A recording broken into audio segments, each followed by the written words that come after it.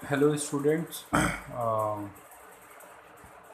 इस सेशन में आपका जो नेक्स्ट सेशन है 11th सेशन का जो पहला चैप्टर हम लोग वेक्टर लेंगे, उसके पहले दो तीन बातें आपसे करनी है। पहली बात तो ये है कि जो ये लेक्चर्स आपको अब डिलीवर्ड हो रहे हैं, इसको आप उसी तरह लेंगे जैसे आप एक क्लासरूम लेक्चर्स की तरह ले रहे हैं, तभी जाके आपको बेनिफिट होगा।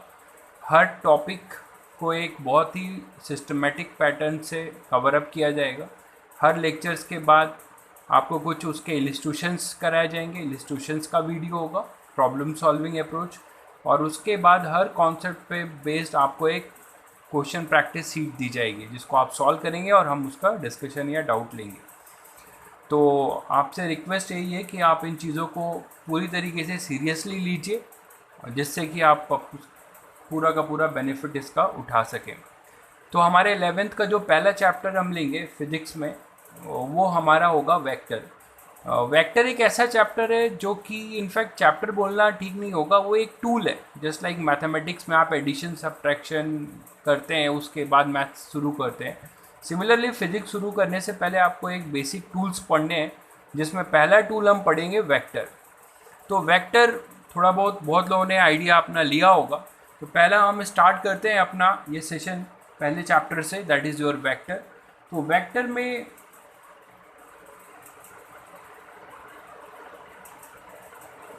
जो हमारी फिजिकल क्वांटिटी है फिजिक्स में, उसको हम on the basis of magnitude and direction, उसको हम दो में उसे डिफाइन करते हैं, दो में डिफ्रेंशिएट करेंगे। हम अपनी फिजिकल क्वांटिटी जितनी भी फिजिक्स में हम पढ़ेंगे उसको दो अलग अलग कैटेगरी में रखेंगे। एक कैटेगरी होगी जिसको हम केवल उसके मैग्नीट्यूड से जानेंगे, जिसमें केवल और केवल हमें मतलब होगा कि उस फिजिकल क्वांटिटी का क्या मैग्नीट्यूड है, बस हमें उससे वही मतलब होगा, तो उसे आप स्केलर बोलते हो।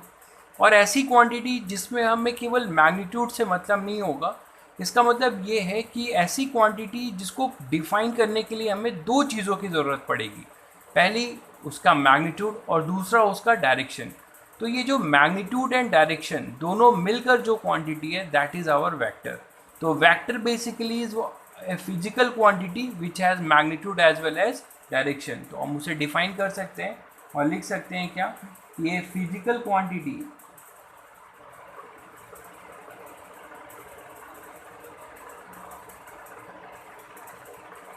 which has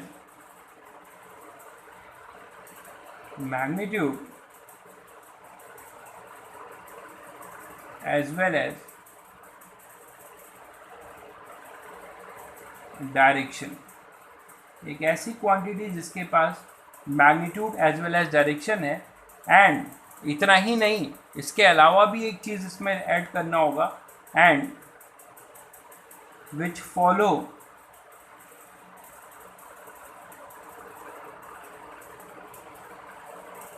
some basic law of vector addition and which follow some basic law of vector addition। ये लास्ट वाली लाइन क्यों हमने ऐड की है इसको अभी एक्सप्लेन करेंगे। केवल ये बोल देना कि एक ऐसी क्वांटिटी जिसके पास केवल मैग्नीट्यूड और डायरेक्शन है वो वेक्टर होगा, ये भी एक जनरल स्टेटमेंट नहीं है वेक्टर के लिए, क्योंकि उसको अभी हम देखेंगे कैसे। तो वेक्टर बेसिकली हमें क्या है, वेक्टर में हमारे पास कोई भी अगर हम वेक्टर लेंगे तो इस वेक्टर में दो चीज़ें छुपी होंगी। क्या क्या छुपा होगा, इसमें मैग्नीट्यूड तो होगा ही होगा, प्लस इसमें क्या होगा, डायरेक्शन भी होगा, कि ये मैग्नीट्यूड हमारा किस डायरेक्शन में डायरेक्टेड है, इसकी भी जानकारी हमें इससे मिलेगी, तब जाके ये कंप्लीट एक वेक्टर बनेगा। ओके। और दूसरी बात है कि ये जो वेक्टर है वो किसी लॉ को, कुछ लॉ को फॉलो करेगा, वो लॉ है वेक्टर एडिशन। वेक्टर एडिशन के कुछ बेसिक्स लॉ हैं, उसको भी ये फॉलो करना चाहिए। मैग्नीट्यूड और डायरेक्शन इसका इस वेक्टर एडिशन के लॉ को फॉलो करना चाहिए, तब हम इसे कंप्लीट एक वेक्टर बोलेंगे। जैसे कि अगर हम बात करें, एक स्टेटमेंट अगर बोला जाए, स्केलर क्वांटिटी, स्केलर क्वांटिटी हमारी क्या होगी, स्केलर क्वांटिटी हमारी जैसे बोला जाए कि स्केलर, स्केलर क्या होगा, विच हैज़ ओनली मैग्नीट्यूड, जिसके पास केवल क्या होगा, मैग्नीट्यूड होगा, वो हमारी स्केलर क्वांटिटी है। वेक्टर क्वांटिटी की एग्जांपल में, एग्जांपल ऑफ वेक्टर जो आपने पढ़ रखे हैं क्लास 9th में 10th में, उस पर अगर बात कर लें तो हमारे पास डिस्प्लेसमेंट,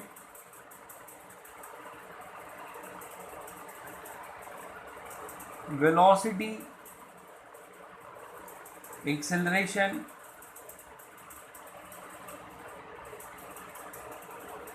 लीनियर मोमेंटम,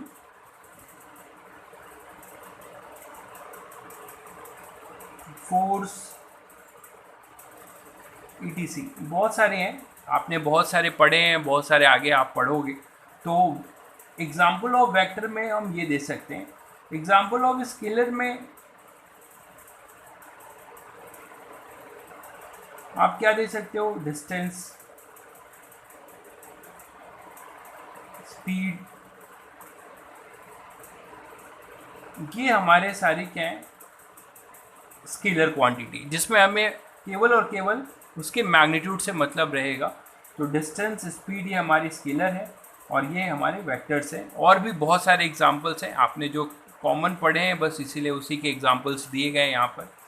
अब जैसे मैं कोई एक स्टेटमेंट डिलीवर करूँ, a car is moving with 40 kilometre per hour, एक स्टेटमेंट मैंने ये डिलीवर्ड किया। दूसरा स्टेटमेंट मैं यही डिलीवर्ड कर रहा हूँ कि ये car is moving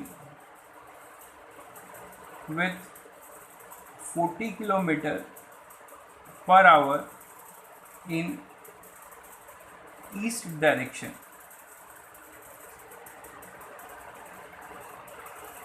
in east direction, तो इससे हमें क्या पता लगता है कि a car is moving with 40 kilometre per hour और यह है a car is moving with 40 kilometre per hour in east direction. दोनों में क्या अंतर है? तो car is moving with 40 kilometre per hour आपको ये बता रहा है कि कार जिस स्पीड से मूव कर रहा है आपको उसका मैग्नीट्यूड बता रहा है, और वो मैग्नीट्यूड हमारे पास क्या है, वो मैग्नीट्यूड है हमारे पास 40 किलोमीटर पर आवर। बट ये कहीं भी मेंशन नहीं हो रहा है कि ये मैग्नीट्यूड किस डायरेक्शन में डायरेक्टेड है। तो इसीलिए ये इस कार की क्या बोली जाएगी, ये आपको स्टेटमेंट स्पीड के बारे में बता रहा है। जबकि आप यही सेम स्टेटमेंट में आपने एक ईस्ट डायरेक्शन जोड़ दिया है, इससे आप ये बता रहे हो कि that much 40 kilometre per our speed is directed in east direction, वो ईस्ट डायरेक्शन में डायरेक्टेड है। इसीलिए ये पूरा का पूरा आपको क्या बता रहा है, velocity. This is the basic fundamental difference between scalar and vector. Vector में हमेशा वो मैग्नीट्यूड किस डायरेक्शन में डायरेक्टेड होगा वो आपको दिया जाएगा। अब अगर बात करें, जो मैंने एक लॉ लिखा था कि डायरेक्शन और मैग्नीट्यूड होना, क्या यही एक नेसेसरी कंडीशन है किसी फिजिकल क्वांटिटी को वेक्टर बनने के लिए? तो मेरा आंसर है नहीं। केवल डायरेक्शन और मैग्नीट्यूड होते हुए भी बहुत ऐसी क्वांटिटी है जो कि वेक्टर नहीं है। जैसे एग्जांपल है, इसमें आप ये बोल सकते हो कि current has magnitude as well as direction. Direction भी होता है और मैग्नीट्यूड भी होता है, but it is not a vector quantity.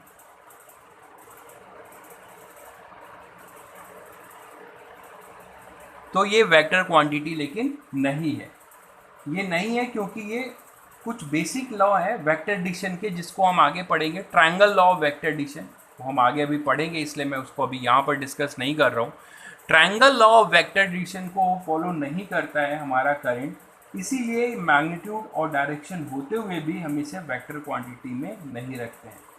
Magnitude क्या है वो आपको पता है। डायरेक्शन क्या होगा, always from higher potential to lower potential current flow करता है, आपने 10th में पढ़ रखा है। तो करंट हमारा एक ऐसा है जिसमें मैग्नीट्यूड और डायरेक्शन होते हुए भी ये वेक्टर क्वांटिटी नहीं है, क्योंकि ये ट्राइंगल लॉ, कुछ basic law of vector addition है, that we call it triangle law of vector addition, उसको ये फॉलो नहीं करता। चलिए, तो ये तो डेफिनेशन हुआ हमारा वेक्टर का। अब बात ये आती है कि फिर वेक्टर को हम रिप्रेजेंट कैसे करें। दूसरी बात आती है कि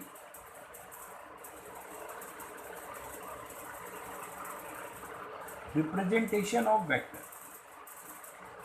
किसी वेक्टर को आप, क्वांटिटी जो वेक्टर है उसको आप रिप्रेजेंट कैसे करोगे। स्केलर के लिए आप तो सिंपली क्या लिखते हो, उसका मैग्नीट्यूड नंबर्स लिख देते हो, बट किसी वेक्टर को हम कैसे रिप्रेजेंट कर पाएंगे। तो किसी वेक्टर को रिप्रेजेंट करने के लिए हम क्या करते हैं, देखिए मान लीजिए आपके पास कोई भी दो पॉइंट है किसी प्लेन में, पॉइंट है ए और ये पॉइंट है हमारे पास बी। तो मैंने क्या किया, ए और बी को ऐसे जोड़ दिया, सिंपली एक लाइन से मैंने ए और बी को जोड़ दिया। क्या ये ए और बी को जोड़ने से क्या हमें ये पता लग पा रहा है कि हम ए से बी की तरफ हैं या बी से ए की तरफ है? बिल्कुल पता नहीं चल रहा है। तो हम क्या करते हैं कि अगर हम एक यहाँ पर इस तरीके से एक एरो लगा दें, तो हमारा जो ये एरो है ये हमें बताता है फाइनल पोजीशन,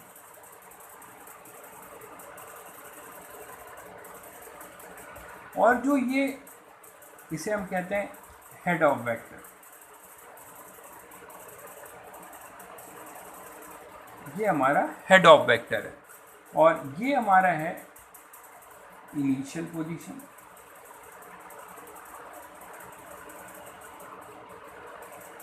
जिसको हम कहते हैं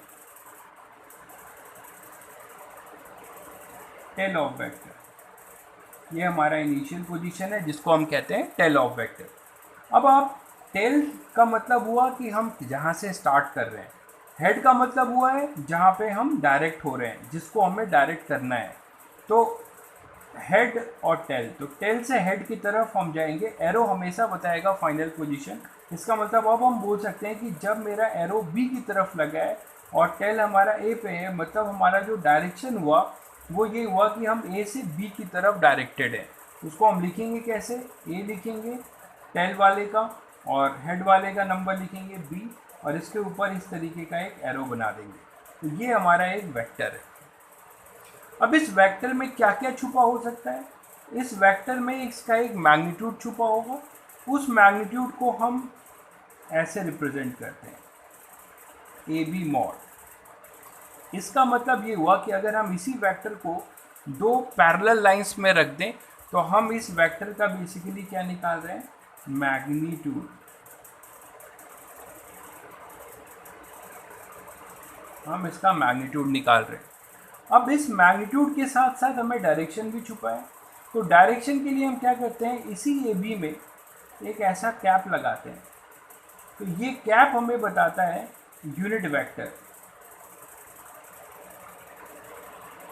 unit vector of A B, unit vector of A B vector, which gives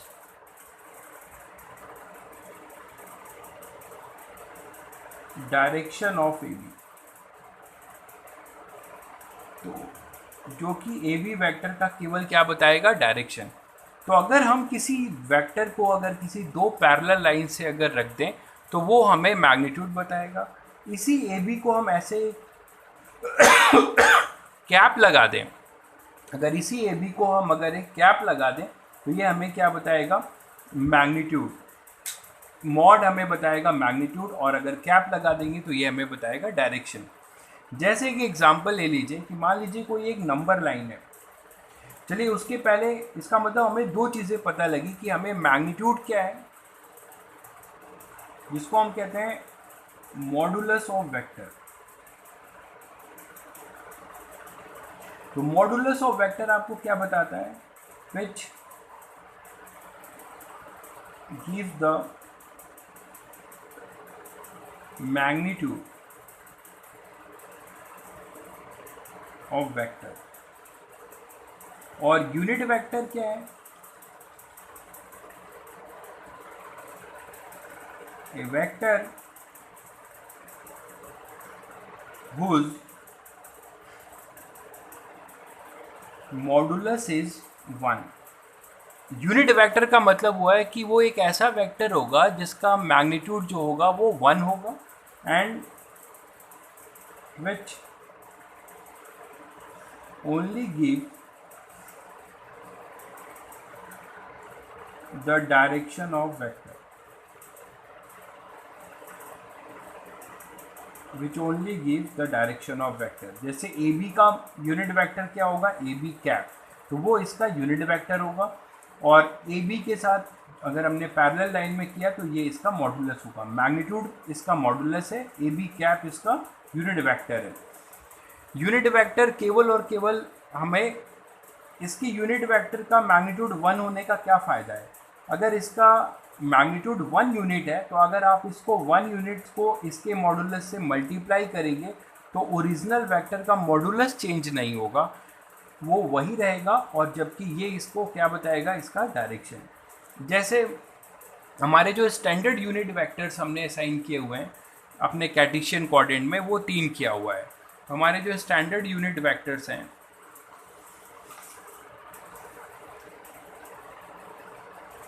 हमारे जो स्टैंडर्ड यूनिट वेक्टर्स हैं,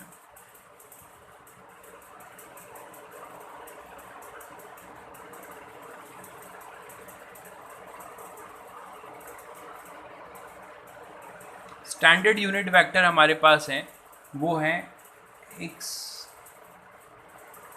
y और z। इन 3 डायरेक्शन में हमने स्टैंडर्ड यूनिट वेक्टर से साइन किया है, जिसको हम कहते हैं आई कैप, जे और ये के कैप। तो हमारे पास आई कैप, जे कैप और K cap are the standard unit vectors in x, y and z direction। I cap, j cap and k cap are unit vectors in x, y and z direction। तो ये हमारे unit vector है। इसका मतलब ये हुआ कि इनका अगर आई कैप को अगर हम मॉड से लिखें, या फिर जे कैप को मॉड में बंद करें, या के कैप को मॉड में बंद करें, तो ये यूनिट वेक्टर्स के मैग्नीट्यूड हैं, और बाय डेफिनेशन ये मैग्नीट्यूड क्या होने जा रहे हैं, 1। तो इनके मैग्नीट्यूड तो 1 होंगे, लेकिन ये बेसिकली आपको क्या बताएंगे, डायरेक्शन। जैसे एक्स एक्सिस के अलोंग अगर कोई भी मैग्नीट्यूड हो, उसको हम अगर इस आई कैप से मल्टीप्लाई कर देंगे तो हमें ये पता लग जाएगा कि ये मैग्नीट्यूड एक्स एक्सिस की तरफ डायरेक्टेड है। अगर कोई मैग्नीट्यूड अगर वाई एक्सिस पे है और उसको हम जे कैप से मल्टीप्लाई करते हैं तो हमें ये पता लग जाएगा कि ये मैग्नीट्यूड वाई एक्सिस पे है। सिमिलरली जेड एक्सिस के लिए, जैसे कि एग्जांपल लें कि कोई एक नंबर लाइन है, ये 0 है, यहाँ पे 5 है, इसको मैंने ए बोला हुआ है और इसे बी। तो अगर मुझे इस ए बी को एक वेक्टर फॉर्म देना है, वेक्टर फॉर्म में लिखना है, ये एक्स एक्सिस है, तो अगर मैं ए बी को वेक्टर फॉर्म में लिखूं तो क्या लिखूंगा। मैंने अभी डिस्कस किया कि ए बी के लिए वेक्टर के लिए हमें 2 बातें की ज़रूरत पड़ेगी, एक उसका मैग्नीट्यूड और दूसरा उसका यूनिट वेक्टर। यहाँ पर जो ए बी का मैग्नीट्यूड है, आप देख रहे हैं कि ए बी जो है ये लाइन है नंबर लाइन में, तो ए बी की लेंथ कितनी है, लेंथ ऑफ ए बी कितना है, 5 है। तो ये एक तरीके से लेंथ ऑफ ए बी ही हमारा ए बी वेक्टर का क्या होगा, मैग्नीट्यूड। तो आप इसको लिखेंगे यहाँ पर 5। और ए बी कैप क्या है, ए बी हमारा किस डायरेक्शन में डायरेक्टेड है। जब हमने ए बी लिखा है इसका मतलब एरो इधर होगा और टेल आपका इधर होगा। ए बी लिखा है हमने, ए बी वेक्टर, ये इनिशियल है, टेल वाला पहले लिखते हैं, हेड वाला बाद में। तो ए बी वेक्टर में हमारा ये इनिशियल है, ये फाइनल है। तो लेंथ ऑफ ए बी तो 5 है, वो हमने 5 लिख दिया। ए बी कैप के लिए हम क्या लिखें, तो हमें पता है कि एक्स एक्सिस के अलॉन्ग जो यूनिट वेक्टर होता है उसको हम बोलते हैं आई cap.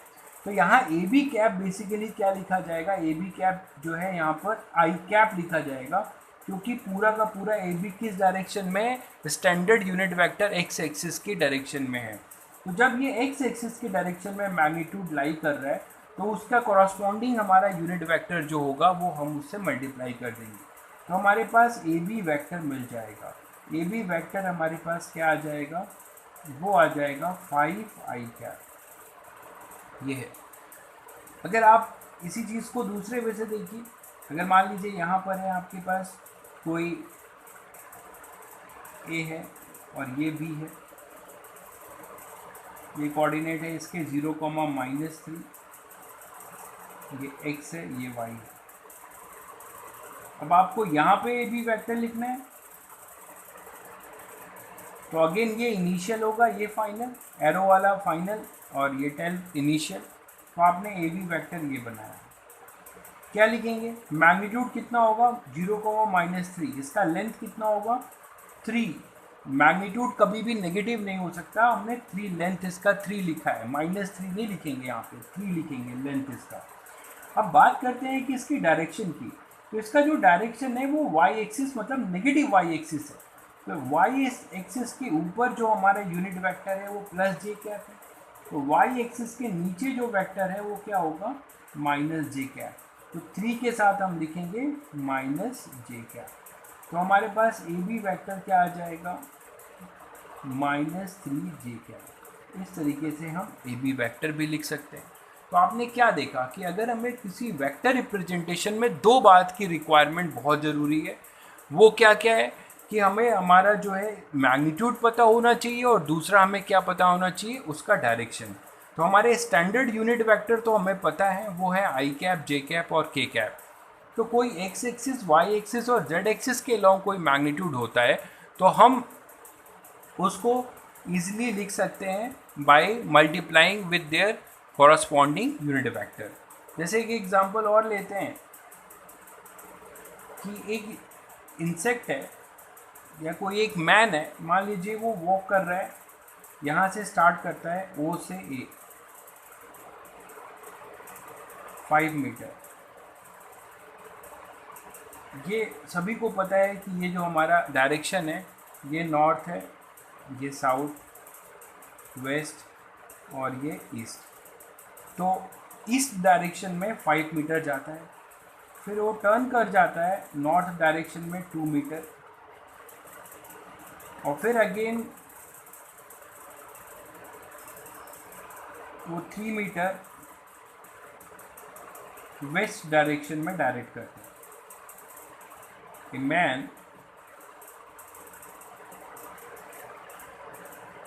starts walking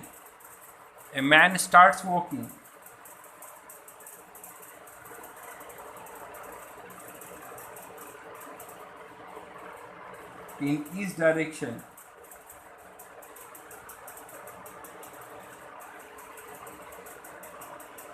then turn towards north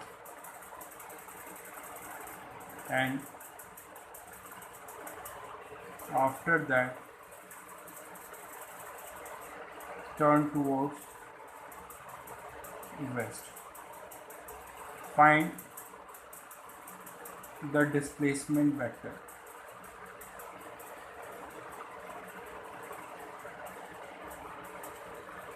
तो हमें इसका डिस्प्लेसमेंट वेक्टर बताना है। तो अभी डिस्प्लेसमेंट वेक्टर तो बात की बात है, पहले क्या हम ये सारे वेक्टर, ये ए है, ये बी ले लें, ये सी, क्या हम ओ ए रिप्रेजेंट कर सकते हैं वेक्टर फॉर्म में? ओ ए को क्या लिखेंगे?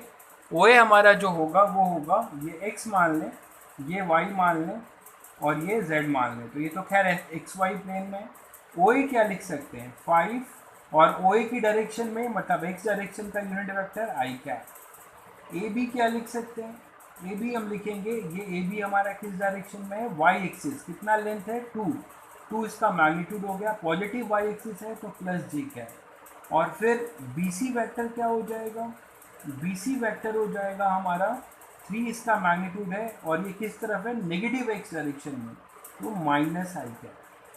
तो हमारा जो डिस्प्लेसमेंट वैक्टर होगा, डिस्प्लेसमेंट वेक्टर हम बोल पाएंगे, आगे हम देखेंगे भी, वो हमारा डिस्प्लेसमेंट वेक्टर इन सभी का वेक्टर सम होगा, O A vector plus A B vector plus B C vector. अभी हम एडिशन में देखेंगे कि डिस्प्लेसमेंट वेक्टर क्या होगा, और ये जो होगा वो डिस्प्लेसमेंट वेक्टर सबको पता है डिस्प्लेसमेंट क्या होता है, इनिशियल और फाइनल को ज्वाइन करने वाला वेक्टर। ये बन जाएगा हमारा ओ सी वेक्टर। ये हमारा डिस्प्लेसमेंट वेक्टर होगा। तो ये अभी हमने देखा ये सारी चीज़ें, नेक्स्ट लेक्चर में हम कंटिन्यू करेंगे। अभी हमने केवल वेक्टर की डिफिनीशन देखी है और इसका एक छोटा सा आइडिया लिया है रिप्रेजेंटेशन का। ओके, नेक्स्ट लेक्चर में हम कंटिन्यू करेंगे फिर फर्दर।